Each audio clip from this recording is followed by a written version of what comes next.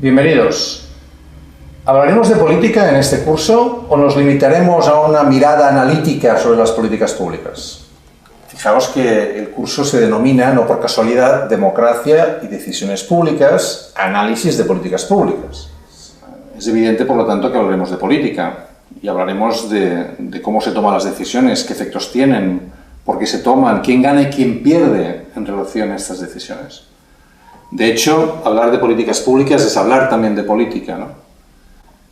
En inglés se utilizan estos términos de politics, policy y polity, ¿no? Que distinguen, digamos, tres maneras distintas de aquello que en español utilizamos como política, ¿no? Politics sería la actividad política, la acción política, el debate de las instituciones, los partidos, aquello que en los periódicos acostumbra aparecer en las páginas donde pone arriba política, ¿no? En cambio, cuando hablamos de policies, ¿no? Estaríamos hablando de políticas públicas. Entonces, normalmente en los periódicos no sale en ese apartado de política, ¿no? Y sale, en cambio, como sanidad, como educación, como cultura o incluso como deporte. Y todos sabemos que sanidad, educación, cultura, deporte están llenos de elementos de carácter político y hay gente que gana y gente que pierde, no solamente en el fútbol, sino también en los costes y beneficios que están relacionados con estas decisiones. Y se reserva la palabra polity para hacer referencia más bien al régimen político, al sistema político, ¿no? Por lo tanto, cuando hablamos de políticas públicas, nos referimos a temas que tienen un fuerte calado político, ¿no? En el cual un poco la pregunta clave es quién consigue qué, cómo, cuándo, para qué, ¿no? Podríamos decir que se ha hablado históricamente mucho antes de política que de políticas públicas, ¿no? En ciencia política acostumbramos a decir que el fundador de la ciencia política en el sentido moderno del término, digamos ya apartando los elementos, las incrustaciones morales y religiosas, fue Maquiavelo con su famoso El Príncipe, ¿no? Desde entonces, ¿no?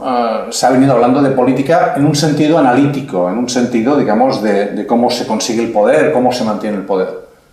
La primera cátedra que en Europa, si recuerdo bien, se construyó, se hizo, se aceptó en una universidad, fue en Uppsala, en Suecia, el año 1800.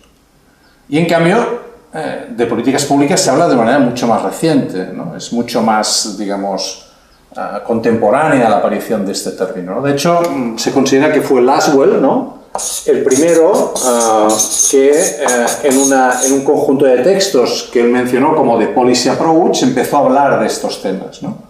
Y empezó a referirse a los programas de acción política que tenían los gobiernos para intentar resolver problemas de carácter colectivo, ¿no? Entonces él analizó estos temas desde un punto de vista que pretendía ser científico, ¿no? Normalmente se habla de lo que Lasswell hizo fue el análisis de la política, por lo tanto una lógica descriptiva de por qué se tomaban las decisiones, etc. Y un análisis para la política, porque tenía también una voluntad prescriptiva, ¿no? Es decir, Lasswell intentaba, decía él, superar dos déficits tradicionales, ¿no? en los programas de acción de los gobiernos. Un déficit descriptivo, se explicaba mal por qué se tomaban ciertas decisiones y no otras, y un déficit prescriptivo, decía él, la cantidad de recursos públicos que se emplean para solucionar problemas colectivos, luego tendríamos que ver si se emplean de manera eficaz y de manera eficiente.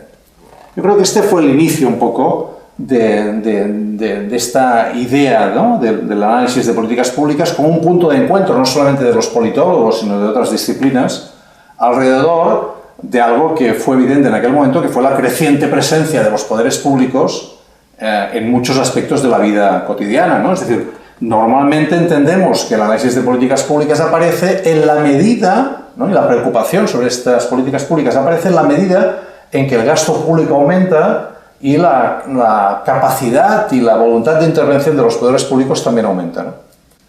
Ha habido un cierto debate sobre el grado de cientificidad de estas políticas públicas o de este análisis de las políticas públicas, ¿no? Decía antes que Lasswell tenía esta voluntad, digamos, de convertir este tema en algo un poco al uso de los ingenieros, ¿no? Es decir, cuál es el mejor camino crítico, ¿no? Para ir desde una definición de un problema hasta la solución.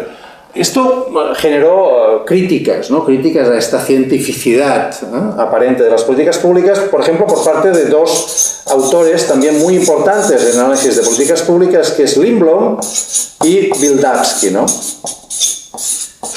Tanto Lindblom como Wildavsky criticaron, digamos, de alguna manera, la idea de que se podría apartar, ¿no?, el análisis de políticas públicas de la política.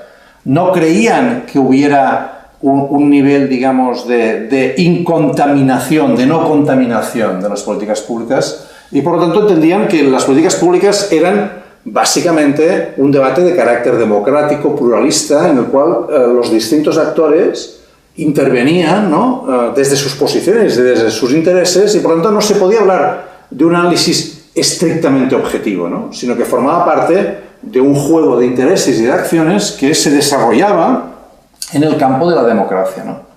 Nosotros en este curso vamos a trabajar más bien sin despreciar las aportaciones de Laswell y por tanto los elementos analíticos que son imprescindibles. Vamos a trabajar, y de ahí el nombre del curso, vamos a trabajar con la idea de que estamos en un curso que habla de política, ¿no?, y que habla de políticas y de las relaciones entre política y políticas.